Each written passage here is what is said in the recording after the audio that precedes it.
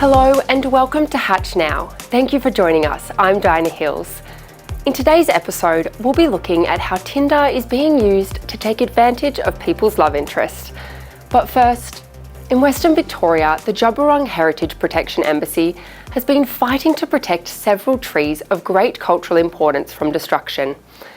The embassy had been in place for over 2 years when late last month police moved in on the camp, shutting it down and leading to one of the sacred trees being destroyed. To tell us more about the situation, here's HatchNOW's Lachlan Keller. Thanks very much, Dana. I'd just like to start off by acknowledging I wasn't able to reach a Wurrung community member for comment. So the specifics of the cultural significance of the site I won't be able to speak to, and we'll only be talking about the recent events that have unfolded on the camp. This being said, late last month, as Premier Daniel Andrews of Victoria announced easing of lockdown restrictions across the state, police moved in to shut down and cut down the camp and cut down the directions tree, a tree of great cultural significance. Now, while an injunction has been filed to stop work, we are actually expecting the results of a court ruling on that injunction later on today, which will really determine the future of the trees, the remainder of the trees, and the project itself. But back to the day that the tree was cut down, the following day, police moved in to shut down the camp on that day, arresting over 50 people, many of whom were from Melbourne and were subsequently fined for actually being in breach of lockdown restrictions. I spoke to Rick Sabatini, an activist who'd been involved in the camp and the movement for quite some time. And this is what he had to say. In terms of restrictions being eased and state government really kind of using that as a bit of a veneer or a distraction, like it definitely all lines up a little bit too conveniently, but they really need to move in and knock out this quite strategic location just before people were legally allowed to go out there. Now, all of this has been to allow the state government to expand the existing highway. Why are they saying this is so important? Well, that's right. And it's to expand the existing highway, the Western Highway between Ballarat and Ararat, which is a notoriously dangerous stretch of road. I can actually speak from personal experience. I've actually seen a violent car crash myself while staying at the camp. So that much is true. However, community members and activists such as Rick will say that not all options had been considered when this project was finalised. It's hard because the thing is, like, they don't need to expand that road. Like, I believe that there's a lot of options that they just haven't explored to make that place safer while at the same time not destroying sacred country, Lydia Thorpe, Wurrung woman and Greens senator, has called this process a slap in the face to all First Nations people in Victoria, as Premier Daniel Andrews had only recently committed to reaching a treaty with Victoria's First Nations people. She calls the cutting of the tree gut-wrenching, adding, "It's not just a tree to us, it's part of who we are as Wurrung people. We're no different to this tree, we just come in a different form."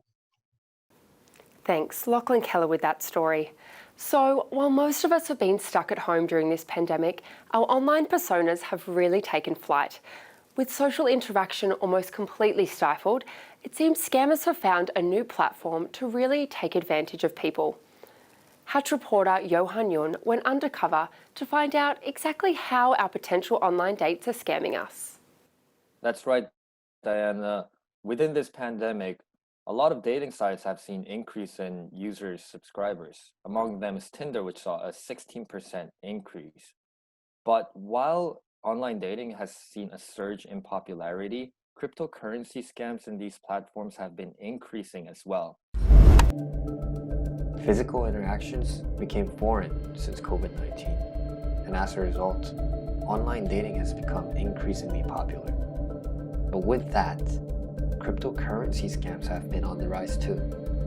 Most scammers on online dating sites claim to be from China and will be in a rush to continue the conversation in an external application such as WhatsApp.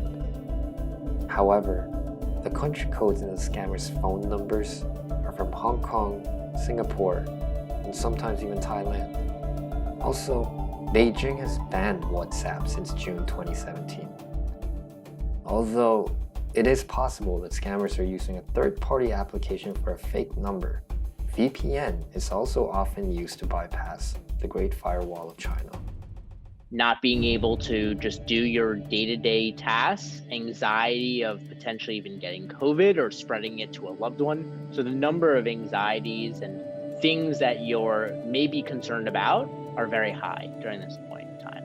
Hello, how are you today? I'm good. How about you? Do you know what cryptocurrencies are? No. What is it? I made $2,000 today by trading, so maybe I can go and see you in Australia soon. That's great. There's a new project coming out next week. I will tell you, and you can make money too. When they're vulnerable, when they're feeling down, it allows them to be more vulnerable and targeted to someone who wants to potentially prey on them. Did you buy Bitcoin? Yes.